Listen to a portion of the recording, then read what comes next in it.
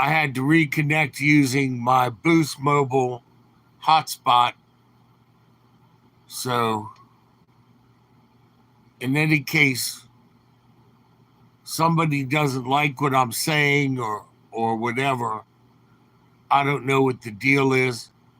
There's a lot going on. But the one thing I will tell you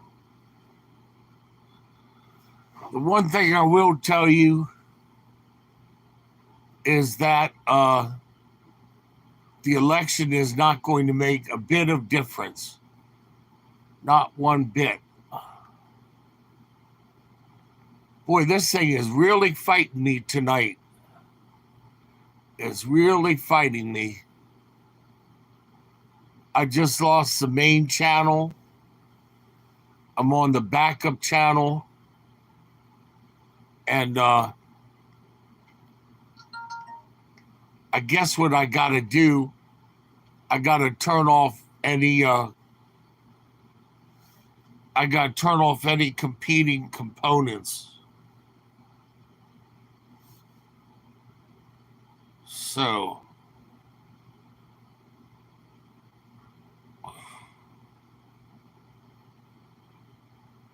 this is really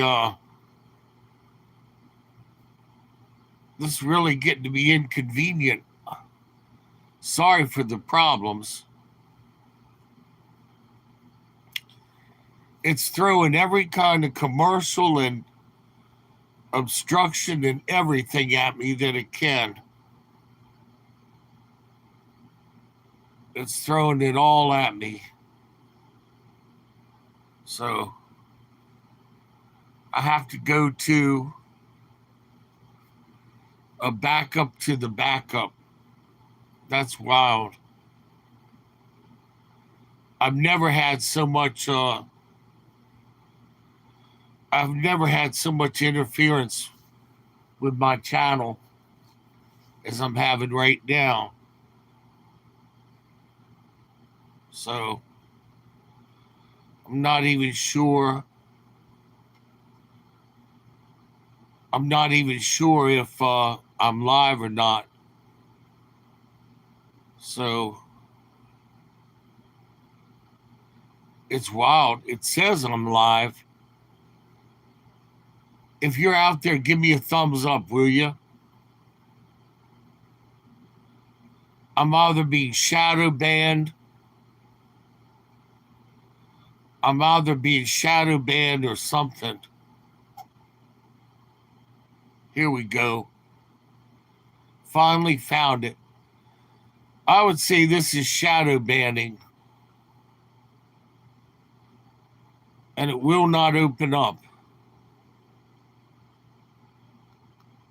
That is weird. That is really weird. So, okay, finally.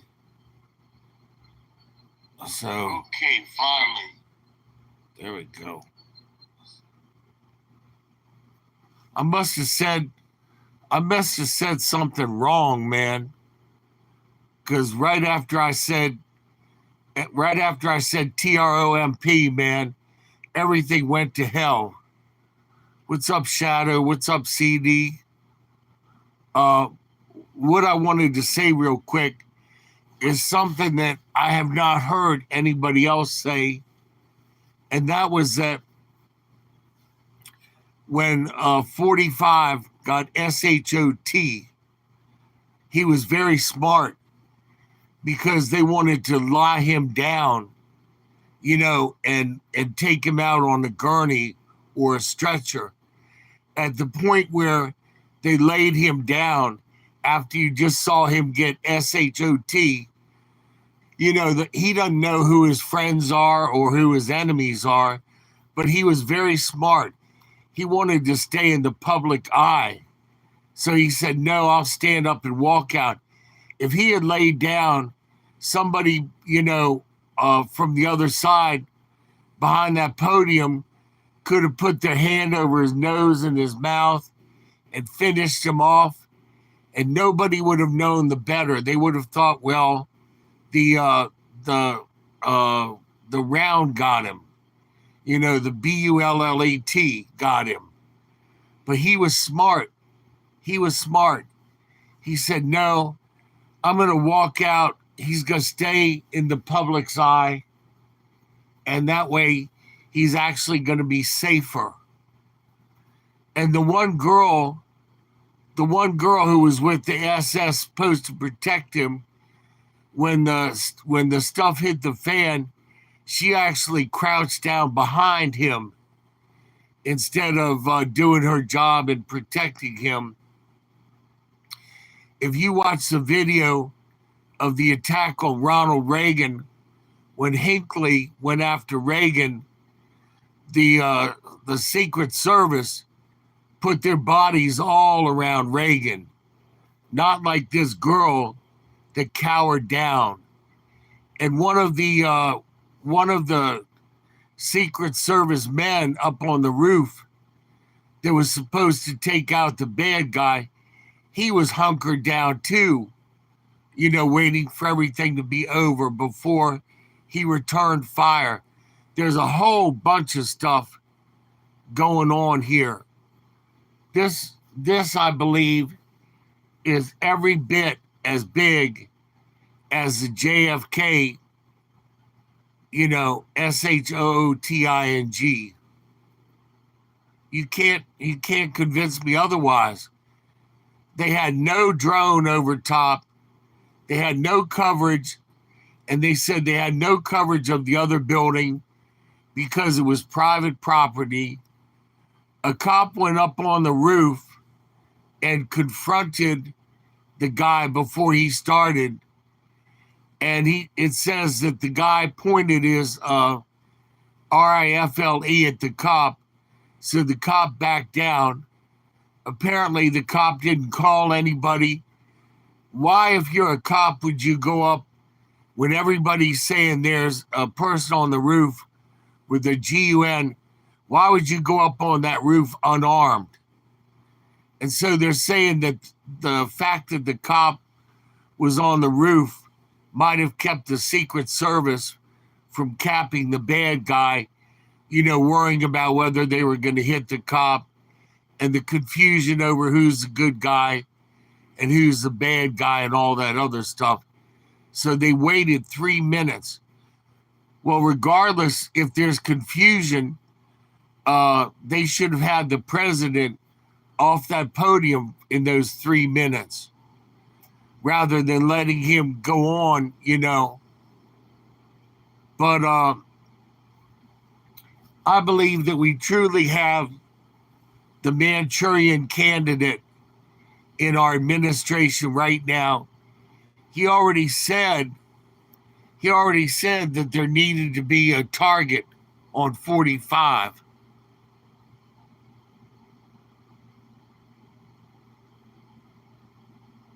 Yeah, it seems so. It seems so. And the weapon that the guy had was very expensive. It was top of the line. Absolutely. That 45 turned his head at the last minute, you know. Ironically, someone was holding a sign at the back of his head that said, "You're fired." And then the news people, CNN and all of them, you know, Washington Post and all, they said that there was loud noises and that 45 fell, and they mentioned nothing about it being an attempt on his life and all that other stuff. Truly hateful, disgusting people. I mean, if nothing else, just to be fair, truly disgusting people. So, and like I said, they were horrified. Oh, they were horrified that Donald raised his fist and said, "Fight, fight, fight." You know, I at first thought that he was giving a message to his attacker. I thought he was saying "F you," to tell you the truth. But he was doing the Teddy Roosevelt 1912. Teddy Roosevelt got SHOT and kept right on with his talk. You know, a bull of a man, a real man, I'll tell you. No soy boy about him. And that's what the country needs. But it's too late. It's too late for America. With this influx of fifth column that's pushed its way into the country and has been dispersed all over the country, when the time comes and the stuff hits the fan, these people are going to pop up. All of these T cells are going to pop up. You have all of these food companies, recycling centers have been burned down, you know. They're culling the chickens and getting rid of the eggs and all that other stuff. Last month, I paid $13 for a little head of cabbage, and I'm on fixed income.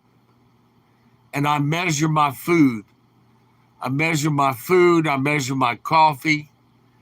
And you young people that are living with mommy and daddy, you ought to thank them and thank the good Lord that they're struggling to keep a roof over your head. My father was a very ingenious man. He said that when people are forced to use a credit card to buy food, that's the end of the end, because the food's more expensive. You're financing food. You're paying an exorbitant finance fee on the food. You know, you got to have food. You got to have a roof over your head. You got to have transportation to the job. You know, it says that if you're not making the better part of a six-figure income, that you're not making it, you know? So I never ever went into debt during my life. I could have many times bought a new car, or I could have gotten credit cards and gone into debt.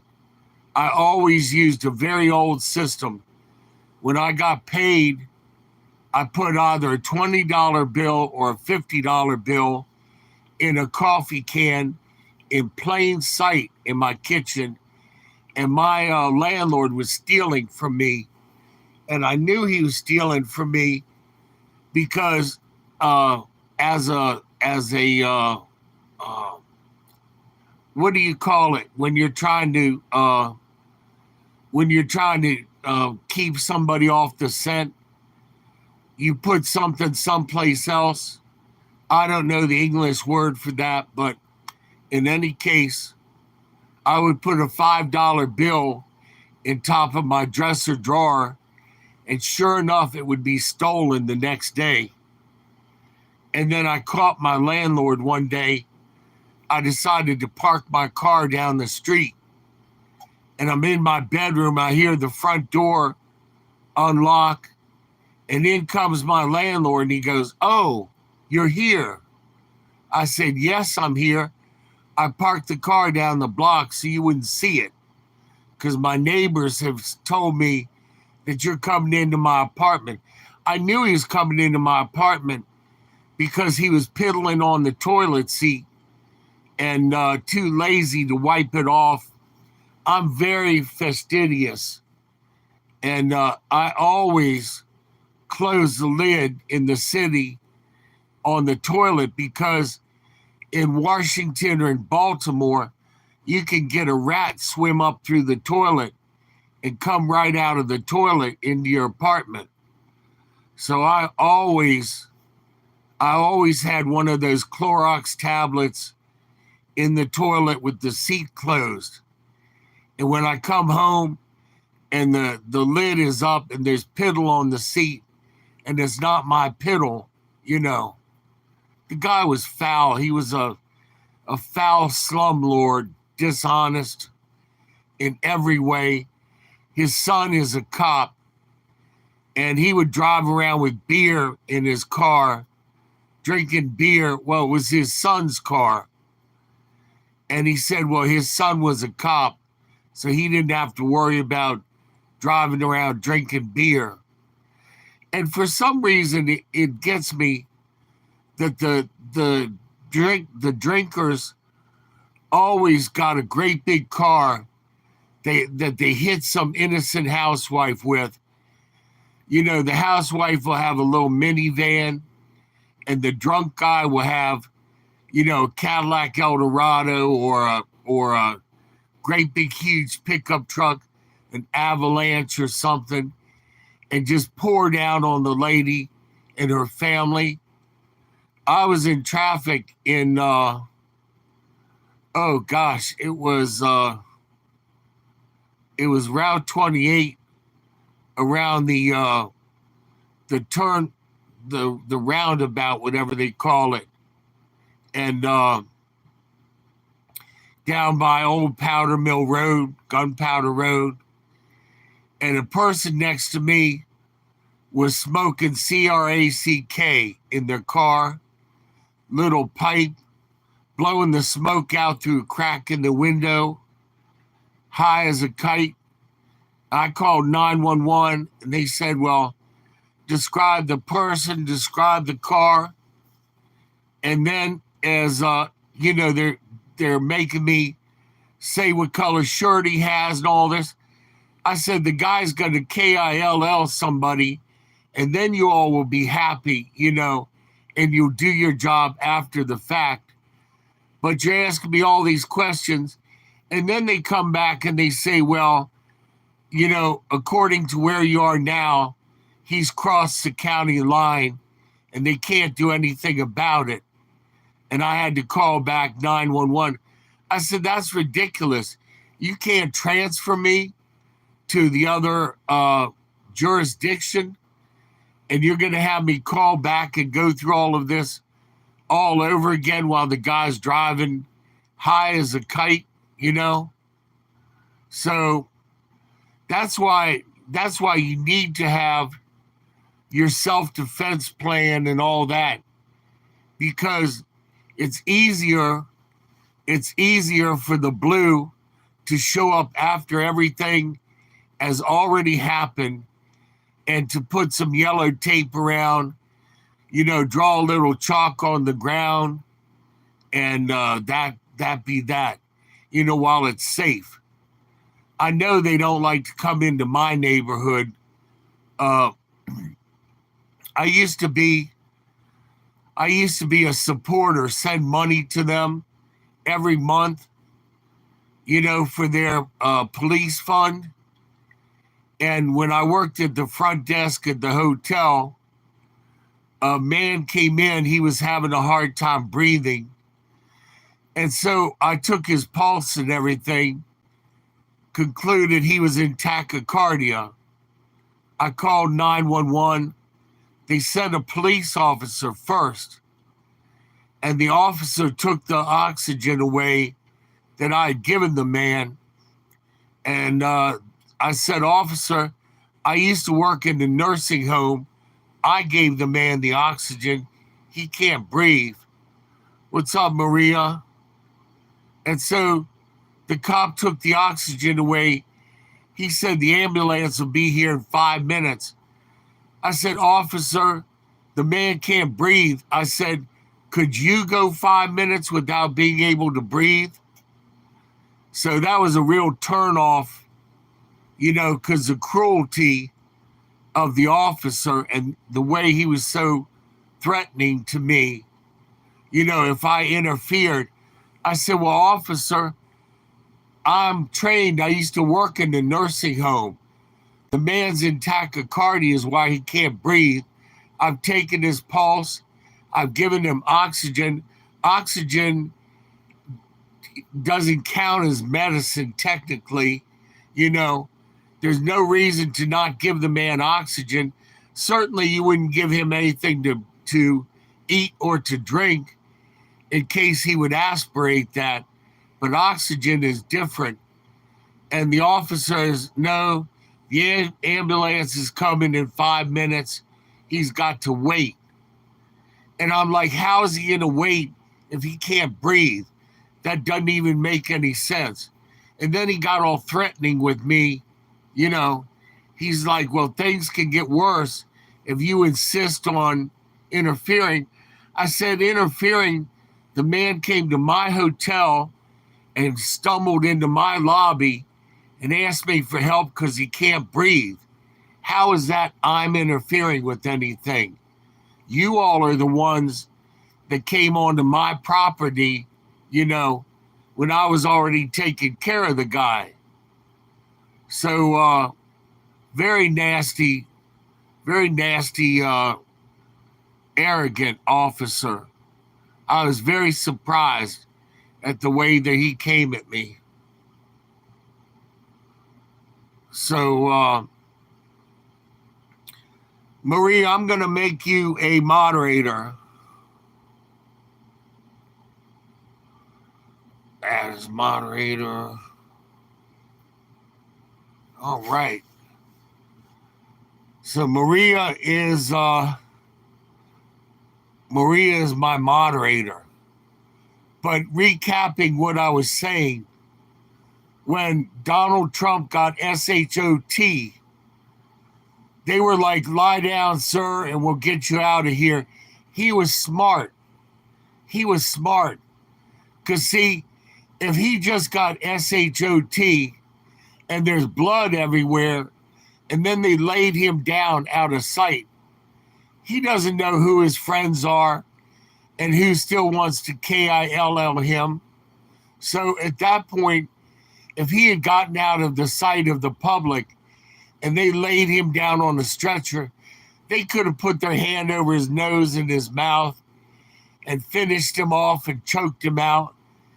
He was smart. He was like, no, I'm going to stand up in sight of all of my peeps, and I'm going to go out standing up. He was very smart in that respect. So, but you know what The View is going to do? The progressives and all of that other mess. If he makes it into office, they're going to say, anytime he doesn't do something, he does something they don't like, they're going to say, oh, well, it was a shot to his head that's impaired his judgment. So all he's doing is buying himself 4 more years of trouble and heartache and everything for he and his family.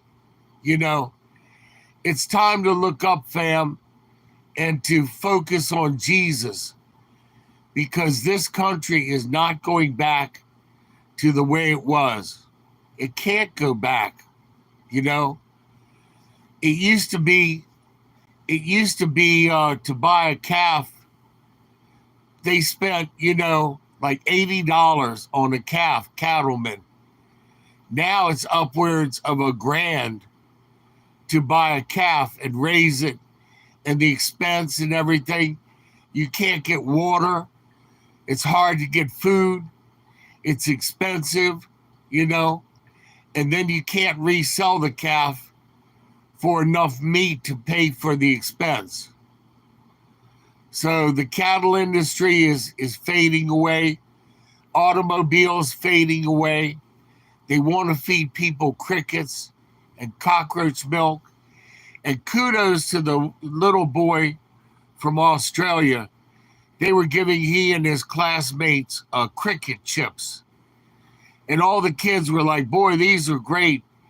And this one little boy's like, I'm not eating crickets. Crickets are nasty. And they're like, well, why don't you taste? He's like, no. And that's true, because crickets carry a nasty parasite, and they also contain chitin. And birds can eat crickets with no problem, but humans can't eat crickets because crickets have chitin, and they've actually linked that to spinal cancer. So, you know, and they sneak it into the food. I got some chips a month or so ago, I opened up the bag and it smelled just like grub worms, like night crawlers. It tasted horrible. And they don't put crickets on the package. They use the genus and the species name so that goes over most people's head on the ingredients. It doesn't say cricket flour. It'll say the genus and the species name of the cricket. But these parasites are nasty. They actually take over the cricket and make the cricket go drown itself. And then they squiggle out of the cricket back into the water where they start the cycle all over again. I used to have a pet cricket, and if you want to see what she looks like, I'll look it up on my old channel. I used to be the original Blue Heaven Bound. I wonder if they still have it posted. Cricket watches Lost in Space. So, oh yeah. 12 years ago, this was my channel. So, that's my cricket. And she's watching Lost in Space. And I made her that little wheel so she could wheel around faster. And she's watching the movie. And she yawns. She goes, "Ugh," like that. Cute little thing. And I fed her wet dog food, wet cat food, and water pellets that I got from PetSmart. They're very dumb. If you put a bowl of water in their cage, they actually drown. So it's cricket watching Lost in Space. And that was my pet cricket at the car company. And you can train them with red laser light. You flick red laser light and then you feed them. And every time they see the red light, they'll come out of their box and eat. And they're very sociable. She knew I was there. She wasn't scared. But what happened was somebody slammed the shop door and she went like this and she had a little cricket stroke. And so when she would try to walk, she would walk a little bit and fall on her side and get back up and walk and then fall on her side. And then she just lay on her back and flicked her legs a little bit, said goodbye. I was really heartbroken. You don't want a male cricket because they'll sing all night long and keep you up. You definitely want a girl cricket because they don't have the little violin that the male cricket has. So I had some wonderful channels. I had Blue Heaven Bound, and I had Welcome to Will's World and 60s Guy. And the YouTube Thought Police kept going after my channels. And so I decided to go to Scorched Earth, and I erased all of the channels and closed out the account and got rid of thousands of really nice, funny videos because I didn't copy them for myself. I was angry, and I said, I'm going to go through every video and delete every single one and wipe out the account so it can't be recovered. But this video, that video survived. And man, she was a funny pet. Really sweet little thing. Fam, I gotta go. I gotta check my blood pressure and heart medicine. I gotta get something to eat. I just wanted to mention that one thing about 45, that even though he got capped in the head, he still had his wits about him. And he literally pretty much saved his own life by insisting on staying in plain sight of the crowd, because he knew what was going on was foul. So, and all of the people like Joe now that are calling him by his first name, hey, Donald, how you doing? Heard you almost got capped. When Joe was the one who said that he needed to be a target. The hypocrisy is terrible. So Maria, now from now on, if you hop on the channel, you're going to be one of my key moderators, welcoming people and making sure that they behave themselves. And Maria, I keep you and I keep Justin Johnson and all my New York peeps in my prayers. But I got to go. Love you all. PopPop's out.